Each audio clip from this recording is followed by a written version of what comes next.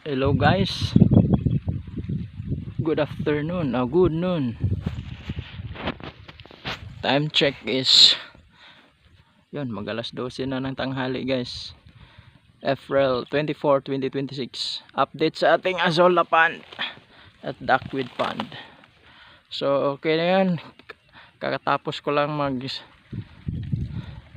set up. Inayos ko yung setup ng net. Actually matagal, mga 3 weeks ko na itong nalagay at inayos ko lang siya kasi temporary lang yung nakaraan. Ngayon inayos ko na, so naubos na rin yung isda dito guys. At yan, kailangan ng shade net para makadami yung Azolla. Last Wednesday pumunta ako dito, mga 80% pa lang yun, hindi na, ang dami pang hindi tubig na makikita sa taas. Ngayon halos wala na. Wednesday, no, Thursday, Friday, 2 araw lang nakalipas, halos napuno na, no? Samantalang nung Wednesday halos 80% pa lang yun. Ngayon halos napuno na, isang araw yung pagitan lang. So ang dami na guys, maka-harvest na ako ng Azolla. Tamang tama yung ducklings ko, paano siya, 2 weeks na mahigit, 18 days na sila ngayon. So pwede na ako mag-introduce ng Azolla. So mag-harvest ako ngayon guys. At yun, para sanayin ko na yung mga ducklings ko. At pang-snack na rin nila. At ngayong katapusan, yun, mag-start na ako mag-wet feed. Pwede ko nang haluan ng darak, Azolla, yan, at konting feeds. So ito yung update dating farm guys. Yan o. At ito yung maliit na in-order ko. Hindi ko alam bakit maliit. 8. Ito 8 din, 8x10. Mahaba yung 8 nya. Ito 8 siya pero maiksi.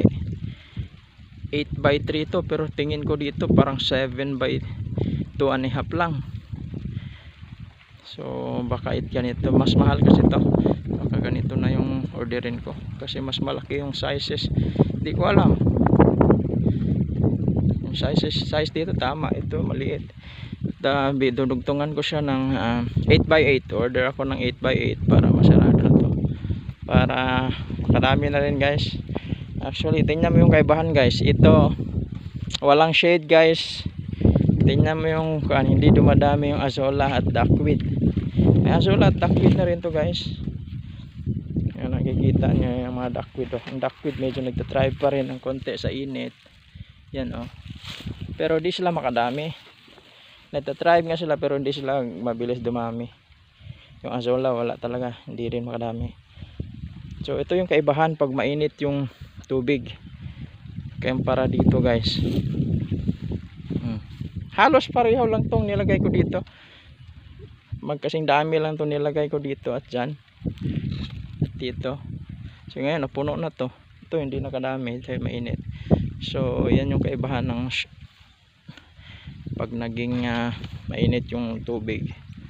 So yan guys, salamat naman. At tagal kong na problema sa isda dito guys, tagal kong naubos yung isda. So ngayon wala nang isda, kaya nakarami na siya. Ginamitan ko siya ng chemical tsaka T-seed. So ang dami na guys, maka-harvest na ako. So masayang masaya talaga ako ngayon tsaka tumataba na yung Azolla. Ito pula-pula lang siya pero okay lang yung pula, nakaka-harvest naman yan, hanggang dyan lang yan. Ang importante dili siya namamatay, basta hindi mainit yung tubig. Medyo pula lang pero yan, green naman yung iba. So yan, ganda tingnan pag napuno na at tumataba na. Ngayon kasi napupuno na sila, yung nutrients talagang hihigupin na nila, kaya tumataba na yung Azolla. Tumataba ng konti na yung Azolla. Nakaraan payat pa yung Azolla. At ito yung isa guys, ito naman yung last, ito yung panghuling. Kailangan orderan din ng shade net. Dalawa na lang to na mahaba. Dalawang shade net lang to. Ang daming Azolla na ito guys, tama-tama para sa itikan. So yan, laking palayan itong area na to guys. Marami harvest ngayon. So yan guys, mag harvest na ako at ipakita ko rin mamaya pag uwi ko, videohin ko yung pag introduce ko sa ducklings, yung azole at duckweed. So yan, so bye bye, harvest na.